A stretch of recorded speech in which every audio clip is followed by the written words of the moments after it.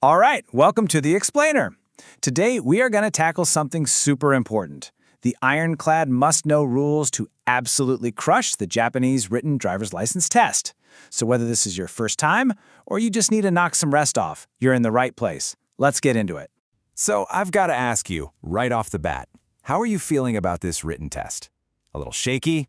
Kind of nervous? That's totally normal. And hey, that's exactly why we're here. We're going to take that doubt and turn it into solid confidence.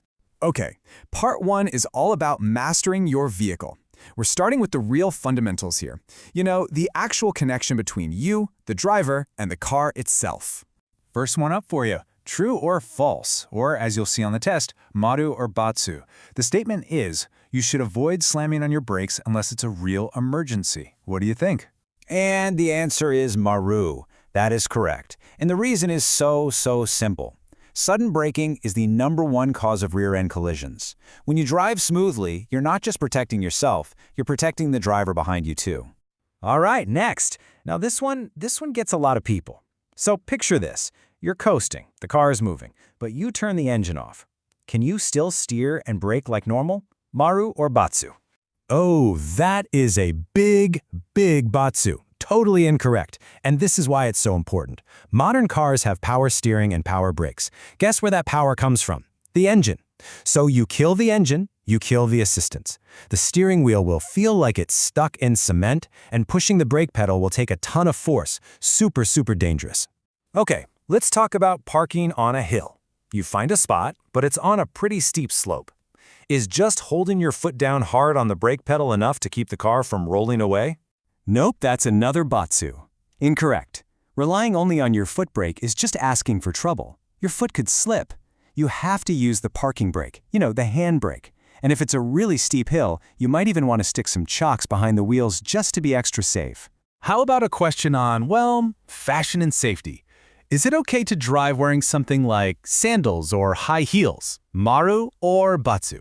That is a definite batsu. Incorrect. And you can see why right here. You need footwear that gives you total control. Sandals can slip right off your foot at the worst possible moment. And high heels, they create this weird angle that makes it hard to press the pedals properly. Always stick with sneakers or something solid on your feet. Last question for this part.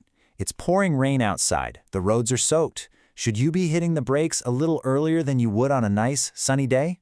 And that's an absolute maru. Correct. This is just basic physics, right? The water on the road reduces the grip, the friction your tires have, and that means it's going to take you longer to stop, way longer sometimes. So braking early isn't just a good idea, it's essential. All right, on to part two, navigating the road. We've got the car itself down. Now let's zoom out a bit and talk about the rules for dealing with everything else out there. The signs, the signals, and other people. Okay, let's start with intersections. You're planning to turn right. The rule says you have to get over towards the center line of the road first. Is that true? Maru or batsu? Yep, that is maru. Correct.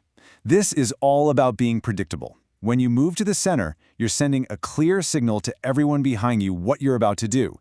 It also gives you the best and safest angle to make that turn without getting in the way of oncoming cars. Okay, new scenario. You're approaching an intersection, but it's a blind one. You can't really see what's coming from the side.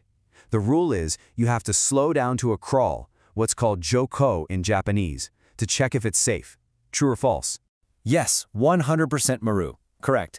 And this isn't just a friendly suggestion, it's the law. It's actually called joko gimu, the duty to slow down. If you can't see, you have to slow down enough that you could stop instantly if a car or a person suddenly appeared. Let's talk about night driving. You've got your high beams on so you can see everything, but then you see headlights coming towards you or the taillights of a car in front. Do you have to switch to your low beams? Absolutely, that's maru. Correct. I mean, think about it. It's really just common courtesy, but it's also a critical safety rule. Your high beams are great for you, but for the other driver, it's like you're shining a spotlight right in their eyes. You can completely blind them. So the second you see another car, you got to dip those lights. Now here's a situation that can get a little confusing. You're stopped at a red light.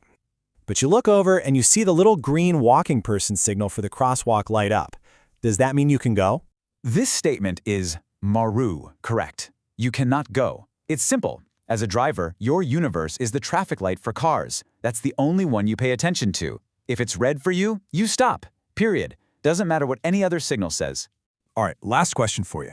You're driving by a safety zone, one of those marked areas for pedestrians, maybe at a streetcar stop. You look, and there's nobody there. Do you still have to slow way down to a crawl? And the final answer is Maru, correct! This is what you'd call an absolute rule. It doesn't matter if you see anyone or not. The simple fact that you are passing a designated safety zone means you are required by law to slow down. You have to assume someone could step out at any second. And that's a wrap. We've gone through some really key rules you're going to see on that test. But passing the test, that's just step one. It's just the gateway. So the real question, the one that matters every single day, is this one. Are you ready to be a truly responsible driver?